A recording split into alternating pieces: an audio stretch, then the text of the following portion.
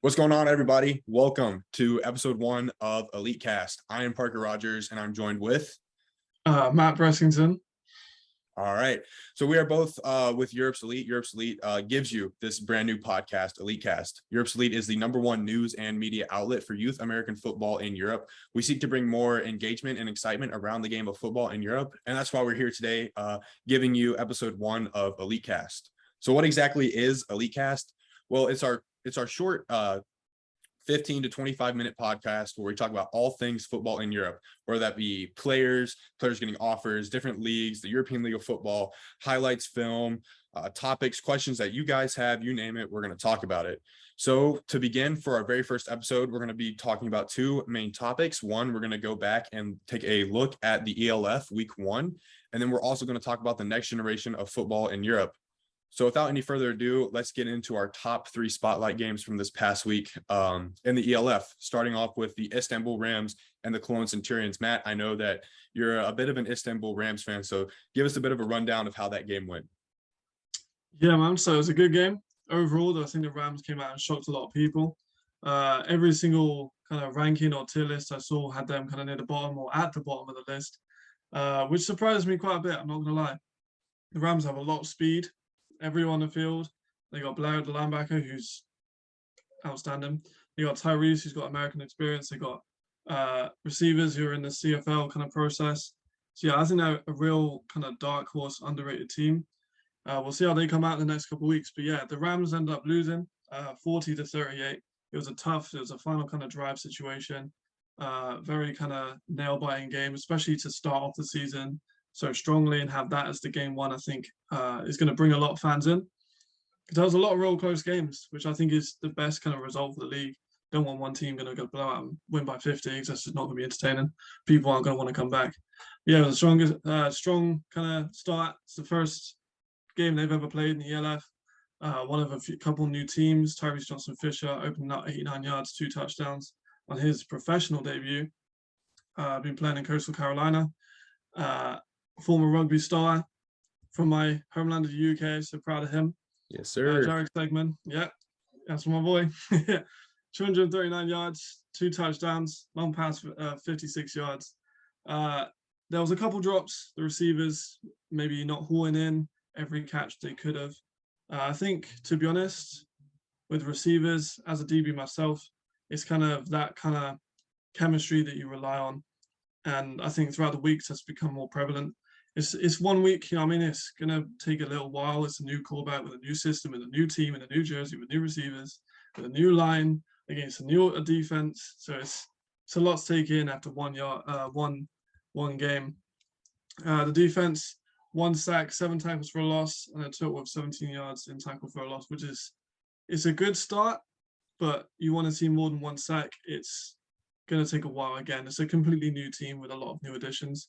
So I think over time, this could be a serious contender, I think, in the next coming years if they kind of keep that nucleus together.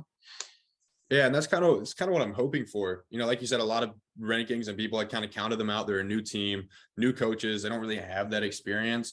And I'm gonna be completely honest. I was on that train. I was like, yeah, how well are they gonna do? How well can they actually do football? And going back and watching just everything that they did in week 1, I'm like, okay, they're a bit of a dark horse contender. I wouldn't necessarily count them out. And obviously, Tyrese Johnson-Fisher, an explosive player, and I think he's going to do phenomenal in this league. You already saw his first game out, already making an impact, already making statements like, I'm gonna run this team. This is my team. I'm gonna do what I can for this team. And the passing game, like you said, 239 yards passing it's really good, but you just got to build that chemistry between quarterback and receiver. New team, like you said, haven't really been together that long, only a couple months. But as they get game experience and they get, they understand okay, this receiver is going to run this route this fast, or he's going to make this cut, this adjustment mid route. The quarterback's going to realize that, notice that, and it's just going to build that connection just a little bit better. So yeah, that first game, for the new team, really, really exciting. And we'll see how they tally up this next week. For sure. What do you think about the kind of Centurions as well? See, they lost a couple of really good players. Do you reckon they'll be able to kind of come back and kind of make a bit more of a kind of a bit of a deeper run into the season this year, because they kind of middle of the range last year, and they weren't the best of teams, but they had a couple of playmakers that were serious, and then they kind of fell off in other positions. I mean, what it really comes down to in this league, you gotta have good skill players, and you gotta have a good defensive line. And yeah, like you said, with the Rams, they need to get more pressure. The Centurions, I can't really remember right off the top of my head, like from like the stats, like how many sacks, how many TFLs they have. But I think just based off their performance, how well they did, I think that they could seriously be a contender this year. I know they play in a difficult conference. I'm going to try and see. Yeah, they play in the, let me have a look real quick. So they got the Rams and they got the Fire and the Dragons in that conference, which is 3 new teams into the league as well, which could play well for them and could play against them in kind of like a, we don't really know how they're going to come out, because obviously Ryan Fire coming in, Rams coming in, this Right. new teams that they haven't got the film on. You know what I mean? Yeah. So it's all it's not, I wouldn't necessarily say it's all up to speculation, but it's anybody's game right now. I mean, yeah, we'll see. Just the Southern Conference. I know the Dragons last year were pretty decent. So I think like as far as conference wise goes, that could be their biggest like the person that they're gonna have to worry about the most. Centurion, sorry. Yeah, the Rhine Fire, I haven't watched too much of their film as much as I would like.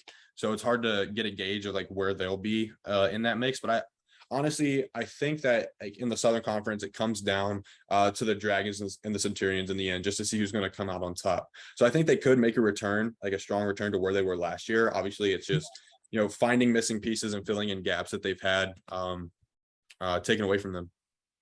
Yeah, I think that's the difficult part about the kind of start of this league.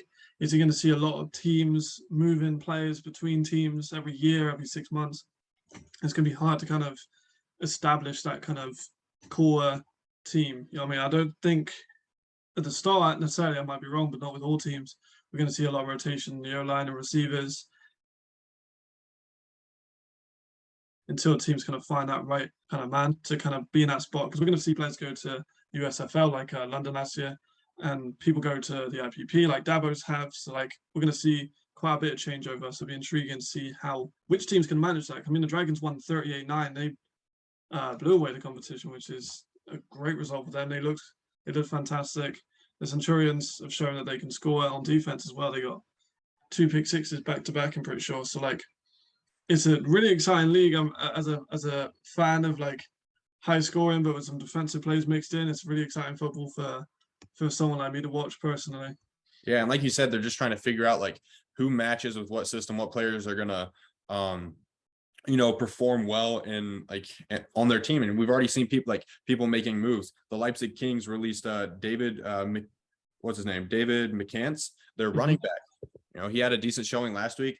I guess he just didn't fit well, and they let him go. So we've seen that happen before. Last year, I don't remember who it was for. There's a quarterback in the middle of the season got dropped. Like he got cut. He just wasn't, cutting it. They had to, seek other options. I can't remember what team it might have. It was a Berlin Thunder with Calvin Stett, wasn't it?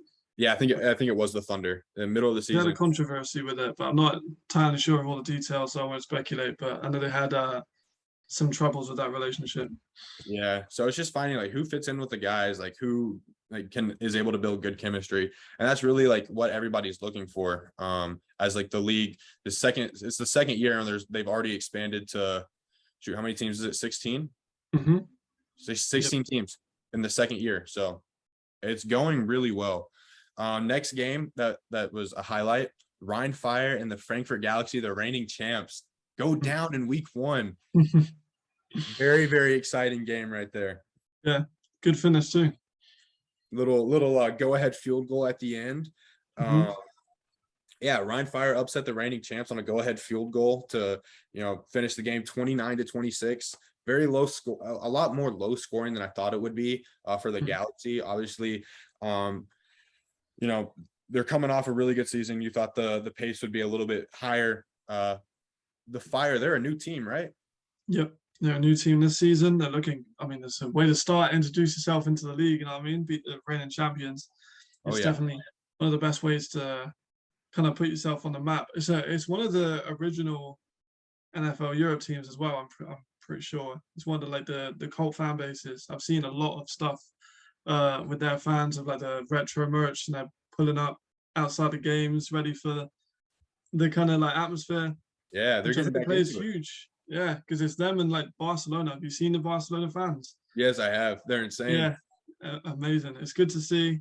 I think the more the league grows and the more name value that this kind of the league brings in, I think we'll see more of that. I mean, Spanish fans in like all sports.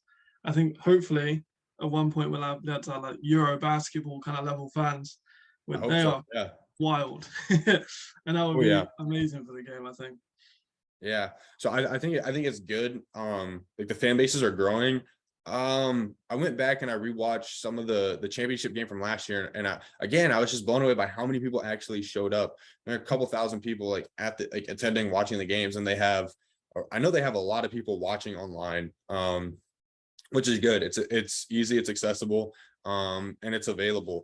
And that's kind of like our like goal and our mission here at Europe's Elite. We're trying to bring more excitement like to the world of football, and this like the European League of Football is doing exactly that.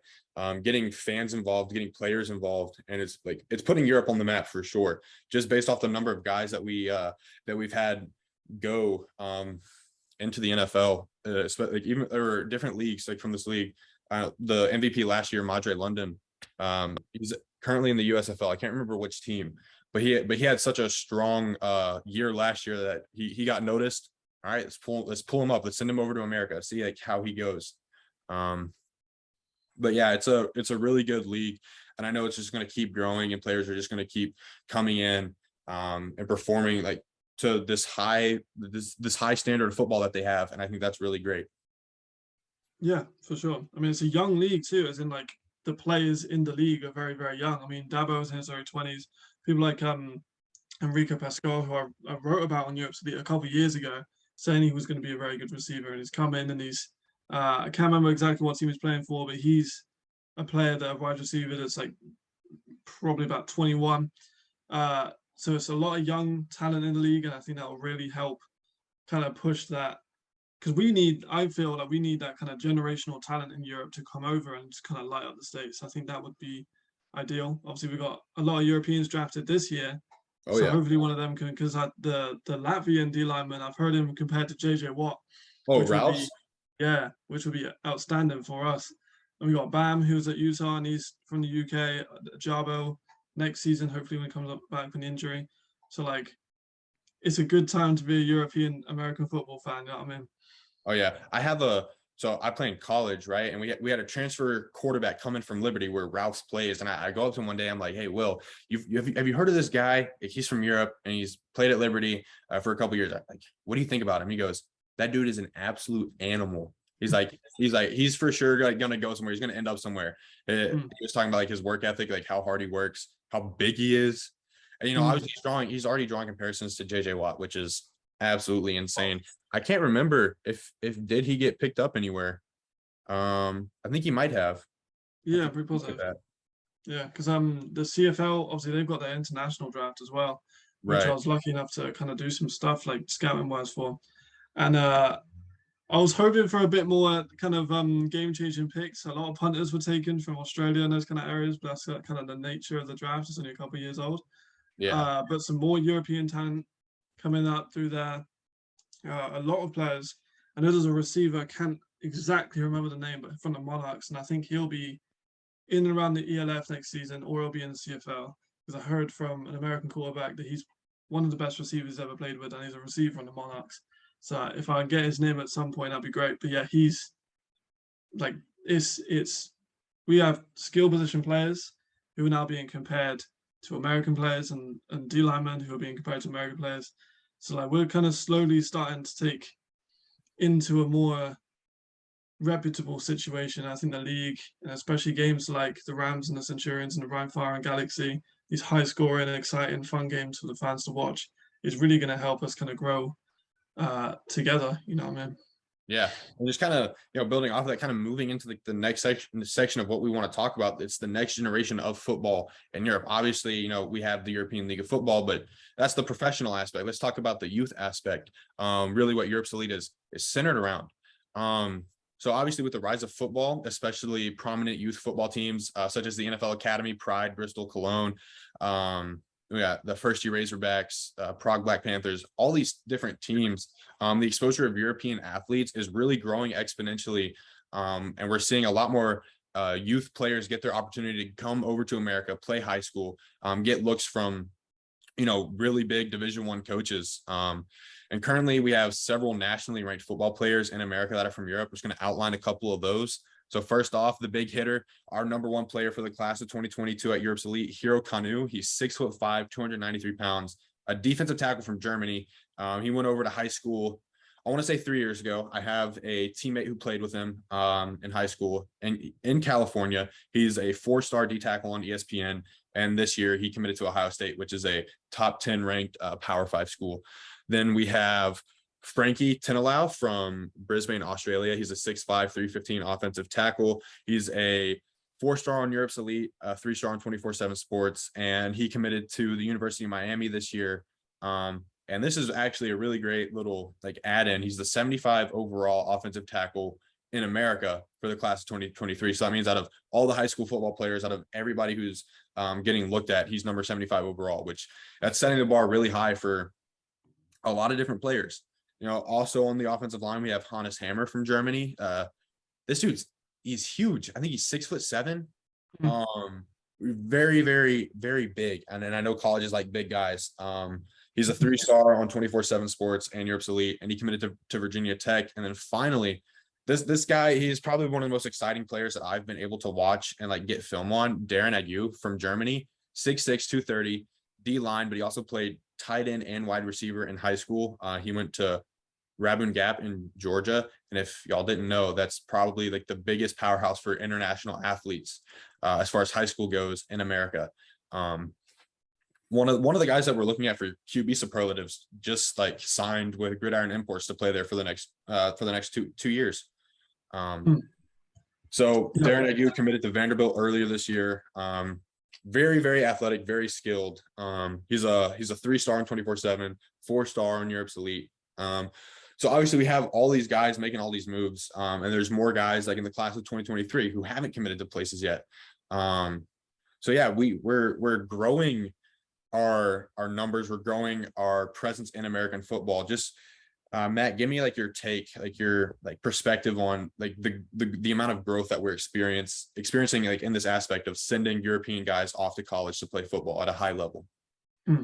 I mean, I think the big kind of elephant in the room is the NFL Academy. I mean, it's a literal dedicated move by the NFL to create a youth system in Europe, in the UK, with aspirations to move it to other places. They've obviously just moved to to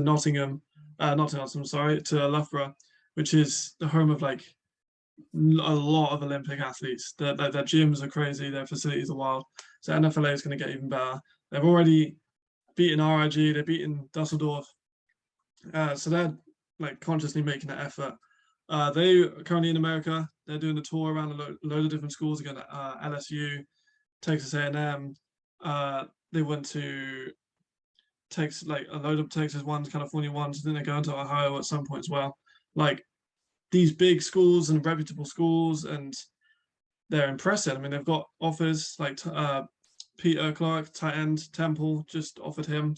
He also, I think he also has an offer from Tulane, University of Texas, San Antonio, and a couple, Nevada, maybe. I think it is, yeah. I mean, they got Kofi Taylor Barracks, who is probably, in my opinion, I know some of the NFL boys are going to get frustrated about this one. He's probably my highest ranked UK player for everyone.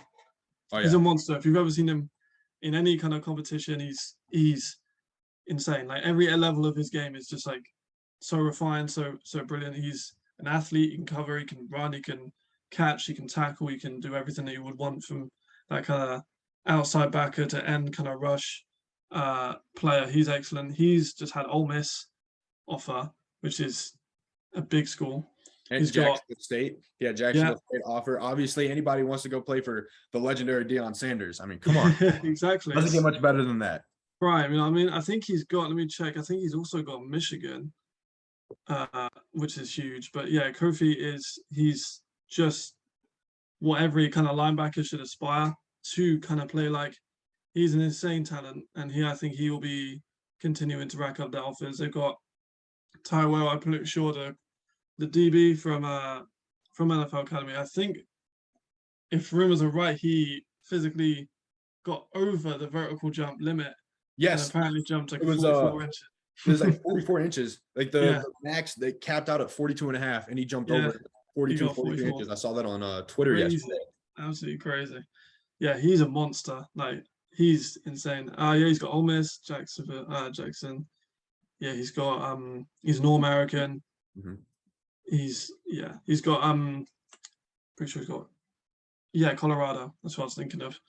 Yeah, wild player, and then Tyrus, he's doing well. Got Samuel Zigbo's doing bits as well. All these kind of players have been maturing. Peter Clark as well, Temple, we've mentioned him before. Have been in the NFL Academy for a couple of years. They're kind of aging that into the bracket where they should be going to university. They're moving over and they're making serious. Dante as well, the D lineman, he runs a 4.6. Oh, One of the scariest D lineman I've seen on film, like crazy. if you're a quarterback and you see a defensive lineman running at you with 4.6 speed, I don't care who you are, how elusive, evasive you are, how big you are. That's a scary sight for anybody. I would not want to be hit by somebody moving, a big guy moving that fast. Yeah, Dante Barnett. Like it's really becoming fruitful for him, and they've just sent over like a big squad for Sam Fenton, the quarterback. He's going to be getting a few as well.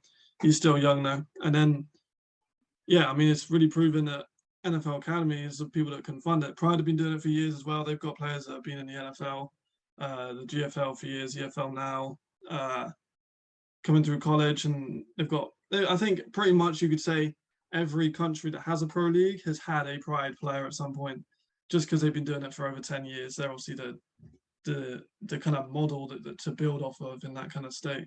I think Leeds have also started making an academy, and apparently, again, just speculating, I heard Oxford University have had like one of their alumni has kind of suggested he wants to put like 1 million into the uni football team in Oxford, which would be huge. I mean, £1 million into Oxford Uni would be sending them into kind of the UE and Nottingham kind of range of like talent level that they could bring in.